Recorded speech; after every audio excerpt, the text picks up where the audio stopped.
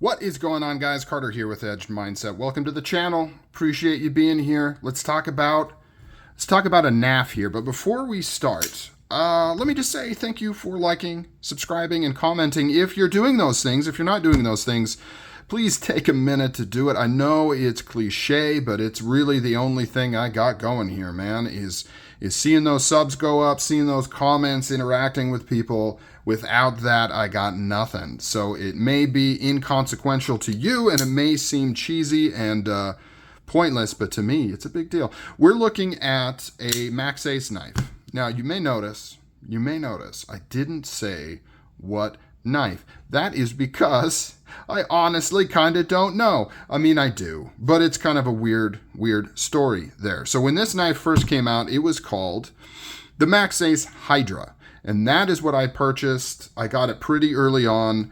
The Maxace Hydra, I think I got this from White Mountain Knives, which is a pretty cool knife store. You can use the code WMK for 10% off, or Love Them Knives. He has a code too. It's same thing, 10% off. They're basically like, you can get 10% off anything from that site.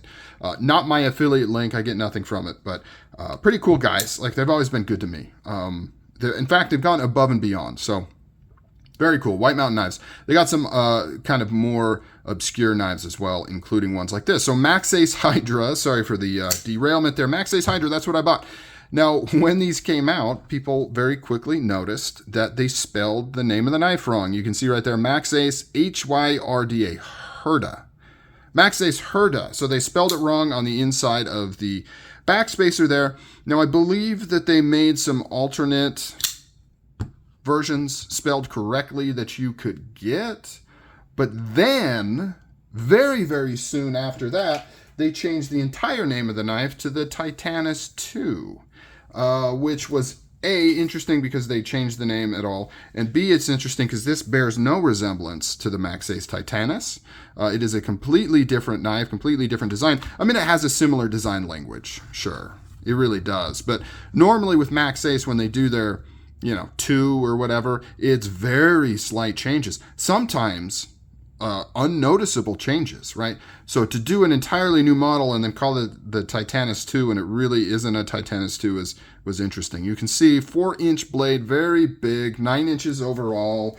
I love big things. I love that includes women and that includes knives, man. What can I say? Just more to handle, more to love. 7.7 ounces. Nice. That's a nice weight for its size for me. It's a good weight. It feels really good. The weight on this knife feels really, really good. Now, if there's one thing you take away from this review, is that this knife has, it has the, what do I want to call it? I want to make up a word. It has the it factor, but that's cheesy. That's been done. It has the wow factor. No, that one's lame. It has the je ne sais quoi. It has that something that's hard to quantify, right? There's a hand feel to this knife that's really good. Now, I'm not saying like stop the presses, go out immediately and buy one. I'm just saying, you know how some knives just kind of click, right? The feel, the weight, the balance, the width of the handle, the action, right? And some of it's hard to quantify. It has that little extra something to it that I really, really like, because we can talk about the features. We can talk about the blade steel, which is M390. We can talk about this beautiful recurve with this nice hollow grind. Man, this is a really slicey section right there. Don't be afraid of recurves. They're not that hard to sharpen. You got a flat grind up at the top here, giving you kind of more robust cutting, but it's not crazy thick up here. You can see the blade stock isn't insane, and it's a tall, wide blade, so these grinds are not that wild. Nice swedge up at the top. Beautiful, beautiful design language on this knife. Now, the only tricky part about sharpening this knife is this ledge right here being in the way, but you just got to remove it. Pop these out, and then you have all of this real estate to sharpen this up. That kind of makes me wonder. I haven't taken this thing apart. I wonder if you could actually... I wonder what's going on here. I wonder if you could just remove these permanently and still have the thumb studs, or if they're kind of interconnected. It's clearly not the same piece, but I'm not sure what's holding in what. That's kind of interesting because somebody may prefer to do that just so you have, because that's the other downside of this blade, right? If you're cutting through big amounts of material, these are going to get stuck. You're not really going to be able to do it, right? So that is the negative downside. That is something where design took over practicality on this knife, are these ledges right here. Because if you're cutting, the beauty of the recurve is as you're cutting through material, it's going to want to keep that material right here in the middle, right? It's all going to want to come to the middle. And you oh man, it's really close to bumping into this ledge right here. So not the best for like processing cardboard, but let's be honest. Who the hell buys this knife to process cardboard, right? This is an EDC knife. This is a pocket jewelry knife. This is it looks cool.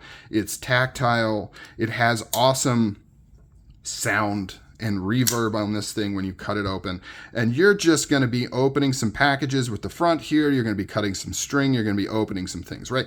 So this knife is not meant for a tradesman to take to work to do all of their heavy duty cutting. It's not meant for somebody that works in a warehouse and breaks down boxes, right? That's not what this is for, because I know I'm going to get a bunch of comments talking about how this would be awful for those things. Yes, it would. Yes, it would. That's not the point of this knife.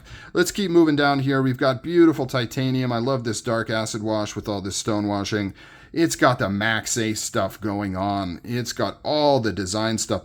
Look at this wrapped around back spacer inlay onlay thing. This is all one solid piece of titanium that kind of wraps around this and screws in here. Maxace is really cool, or really good at doing funky things and all these details, including this like chain link business going on here. I've actually taken this part apart, and these are all separate pieces that interconnect and have to be put back in the right way. Kind of a pain if you're taking this knife apart.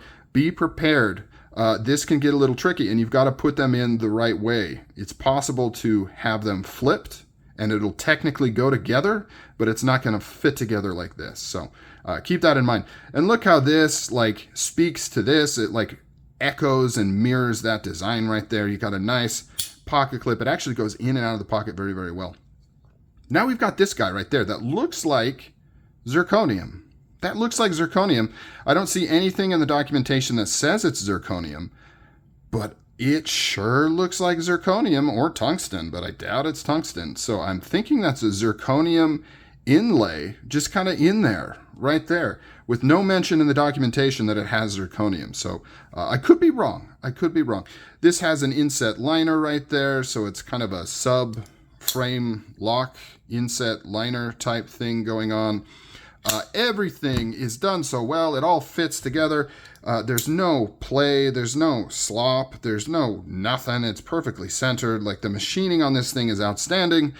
It's done so well. Look at the size of that stop pin. That is a big stop pin. The acoustics on it is really good too. It's not like a super crazy acoustics like Big Ting, but on the close, it just has that nice like, it just sounds so good. It's so crisp and so nice for such a big knife. Absolutely love it. The action is outstanding, so smooth. See how it just drop shuts? Now, I did mention in my unboxing it had a little bit of lock bar flex. I added a little more tension to this lock bar here, and it pretty much completely went away.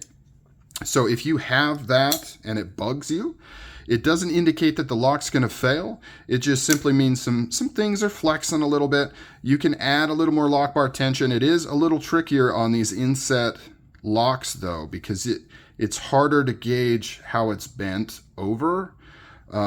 Sometimes, especially if you got to try to bend it back. So if you overbend it, bending it more is fine. But if you overbend it and you're trying to bend it back, it gets a little tricky because you actually have to remove the whole piece, and then you don't really have anything to kind of key off of to know how far you've gone. But giving it a little bit more lock bar tension is not a big deal, or you can just leave it. But it did not affect the D10 at all. It's super crisp. It's not too hard to open.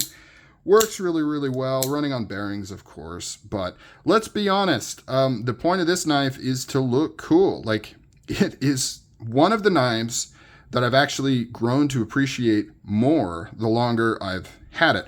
A lot of the times, some of these type of knives, these overseas, very designy, artsy, kind of funky looking knives, catch my eye, early on, I'm really into it, and then it kind of starts to fade, and I gravitate towards more simple designs, Demcos, things like that. This has been one that I think it's one of their, in my opinion, it's one of their strongest designs from a visual standpoint, right? We're not talking use or practicality. We already covered that. Not that practical. This is not a top choice if you need to do some major cutting with the knife, right? This is an EDC knife that looks cool, conversation piece, and it's something that you can pull out, you can fidget with, you can hear the acoustics, feel the action on it, and then just kind of admire the aesthetics of it.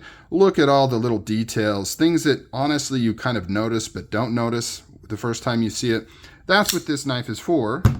Where was I talking about before that? I completely lost my train of thought. But yeah, this is a knife that's kind of grown on me. I liked it at first, but I actually kind of like it more now. The other thing I want to mention, as I'm really starting to derail here, is I like how thin this handle is. I mean, it may not look that thin, but it feels thin. Like, it feels really good in the handle. It's not super cumbersome. It's not super thick. I really like it a lot. The only thing I kind of wish Maxace would do is kind of offer more variations of their knives. They're kind of a one and done company, which is interesting. For example, it would be cool to have a more traditional drop point blade, you know, with just a nice big belly right here, maybe a different blade finish option. That would be really cool. Primarily what I'm looking at is just a different blade shape on this knife. It's a very strong platform that they could do multiple offerings on, but they just don't really do it. Like, this is the knife, and they made it, and they released it, and then they're gonna move on to another one. They don't do the whole thing where they do a bunch of different versions of the same knife. Now, this does come in a couple different finishes. I think like 2 is all, and it's just handle finishes. Like, there is no other blade shapes you can get on this particular knife.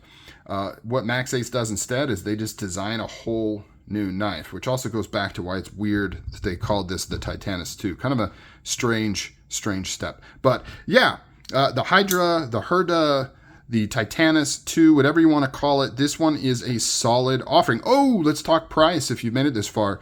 In my opinion, very competitive price. These were like $330 or something like that, sub $400 for a large knife with premium steel and all of this titanium and all of this milling and design work. Very, very cool. One of my favorite ones. All right, guys, what do you think of this knife? Comment down below. I want to hear from you. Take it easy. Catch you on the next video.